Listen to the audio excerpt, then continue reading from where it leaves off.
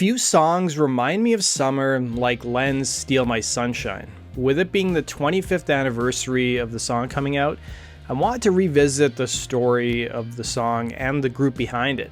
Let's go back 25 years and see what was going on in pop culture. That summer, you had blockbuster movies like Star Wars Episode 1, The Phantom Menace, the second Austin Powers movie, in addition to The Sixth Sense and The Blair Witch Project. Meanwhile, in the music world, the hottest songs that summer included Genie in a Bottle by Christina Aguilera, while the rock charts would be dominated by a newly energized Red Hot Chili Peppers, who welcomed back John Frusciante with the single Scar Tissue. Creed was also on the charts with a #1 single with the song Higher, and then of course you had the disaster that was Woodstock 99 and the impending fear over Y2K. Then in August of 99, the Canadian group Len made their first appearance on the charts with an earworm of a song called Steal My Sunshine.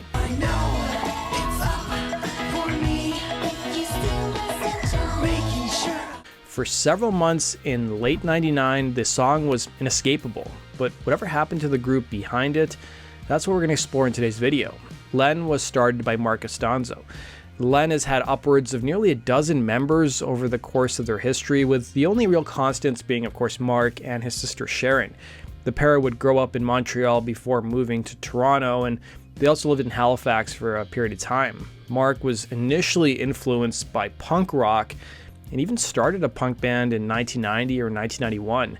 His sister Sharon would join the band about a year later, but by Mark's own admission, the band's musical talent was pretty limited, and the only way they could get people's attention was to smash their instruments on stage. Growing tired of the band, Mark got into hip-hop and bought equipment to create his own home studio and started messing around with sampling equipment and synthesizers.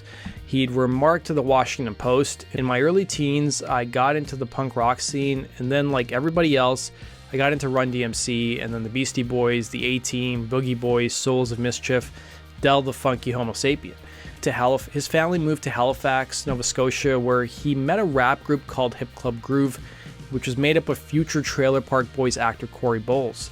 Mark would tell an interviewer that it was that chance meeting that resulted in Len's third and most commercially successful record, You Can't Stop the Bum Rush, telling the interviewer, "That's how the third album ended up being what it is, and that's why some of it's terrible. A lot of it's terrible." Mark, who also went by the name The Burger Pimp, was a big fan of burgers and even remarked in one interview how he was fired from a fast food job after only 3 days because he was eating everyone's food. While Len is sometimes referred to as a band, it was more of a project that was set up to basically annoy people. Mark would tell the LA Times that he wasn't a fan of new hip-hop, remarking, "The reason why we listen to a lot of old school is that new school hip-hop, besides the underground stuff, is so lost." Soon enough, Len would be born, taking its name from a friend of Mark's named Lenny. Mark told the LA Times, "Lenny is the funniest dude you ever met in your whole life," adding to Stereo Gum, "One of those cats you get high with all the time when you're in your teens and your 20s, and all you're doing is sitting around someone's basement getting high, and it's the funniest thing on the planet." Len released 2 albums in 1995 and 1997 on their own indie label called Fun Trip, along with a lone EP. The sound has frequently been characterized as alternative rock. There's also been some comparisons to pop punk as well.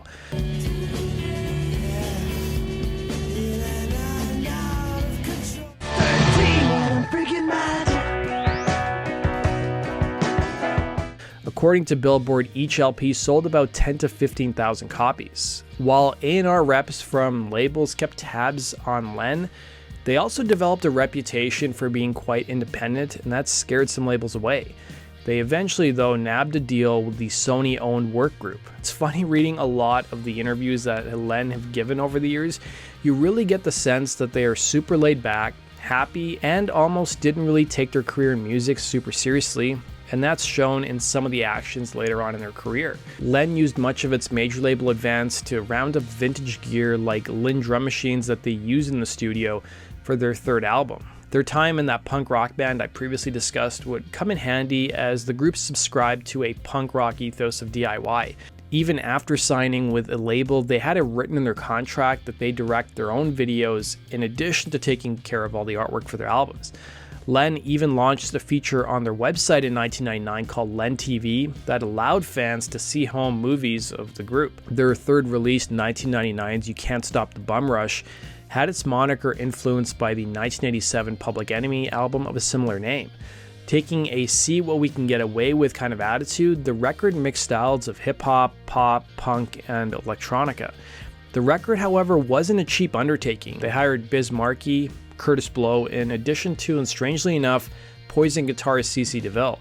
The album also contained a lot of expensive samples that the group had to clear, and Len even hired a string quartet and a horn section, getting help from Toronto's Faith Choral Choir.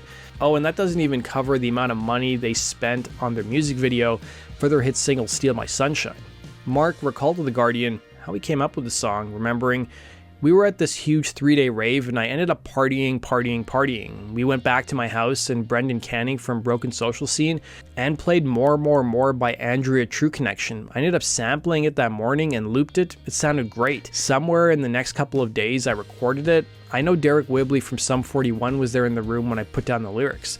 It's just a song about what happened the night of that party." According to another interview that Len gave, the song was recorded on a 1970s era 8-track recorder.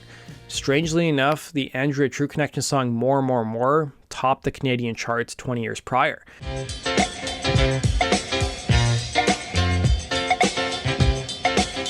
His sister Sharon told the Washington Post how her collaborations with her brother weren't super thought out or planned, but rather spontaneous, revealing how her brother woke her up at 4 a.m., getting her out of bed to come sing on the song, adding, "Later he told me he was going for that Human League vibe, and had always wanted a song like that, but I had no idea that's what it was about.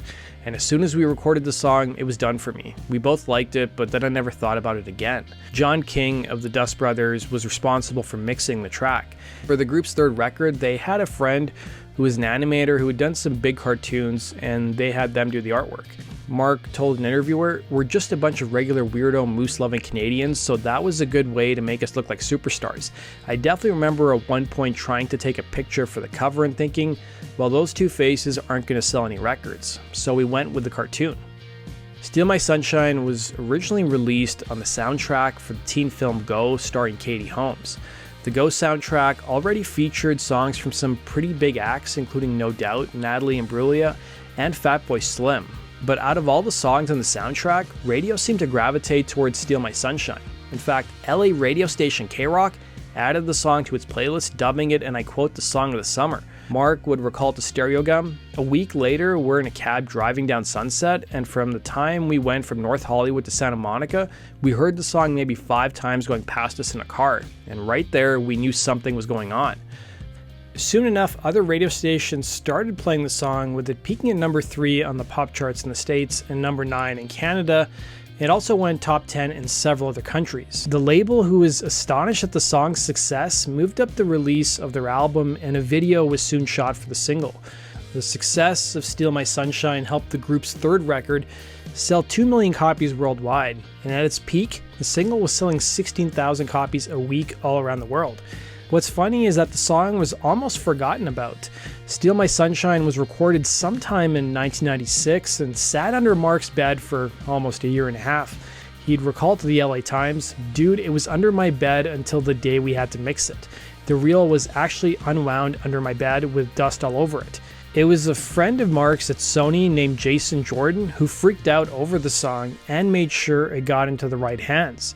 Brendan Canning of the group Broken Social Scene told CBC that he did the spoken word part at the beginning of the song and received a $2,500 check from the group's label.